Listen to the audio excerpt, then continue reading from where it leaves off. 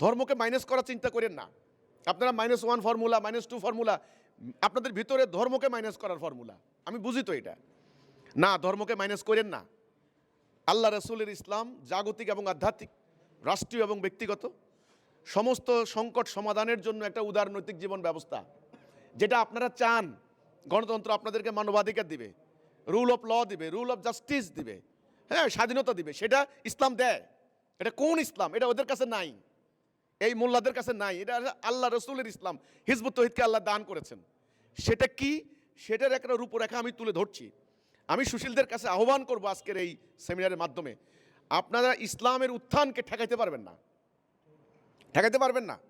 ইসলামের উত্থান হবে। আফগানিস্তানে কিন্তু এর আগেও বাম সেকুলাররা করেছে, কিন্তু ঠেকাইতে পারে নাই।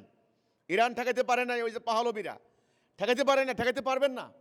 আপনাদের ব্যর্থতা হোক আর যে কারণে হোক, ইসলামের উত্থান হবে। প্রশ্ন হচ্ছে কোন ইসলাম? এই বিকৃত ইসলাম, এই ফেসিবাদী মানসিকতার ইসলাম, এই বাড়াবাড়ি ধর্ম ব্যবসার ইসলাম?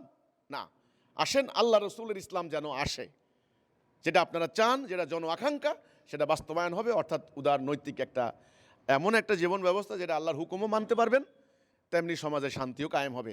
সেই ইসলামটা কিভাবে সম্ভব সেটা নিয়ে আমরা মাঠে নেমেছি। আপনারা আমাদের সাথে থাকেন, আপনারা আমাদের সমর্থন করেন।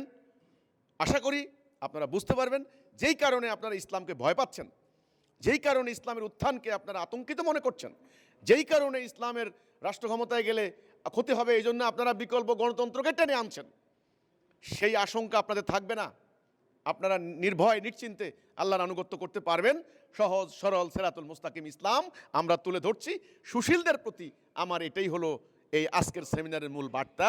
ইসলামের উত্থানকে ঠেকাইতে পারবেন না, গণতন্ত্র রিপ্লেসমেন্ট করে ওইটাকে মোকাবেলা করতে পারবেন না।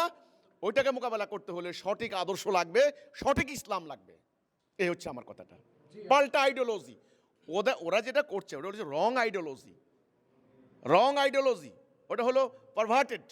আর আমরা যেটা করছি এটা হলো correct ideology, correct right ideology. তাহলে ভুল আদর্শকে মোকাবেলা করতে হলে সঠিক আদর্শ লাগবে, কাউন্টার ন্যারেটিভ লাগবে। এই কাউন্টার ন্যারেটিভটা আমরা দিচ্ছি আপনাদেরকে। আপনারা দেখেন, এই সুশীল সমাজের প্রতি এটাই আমার বার্তা।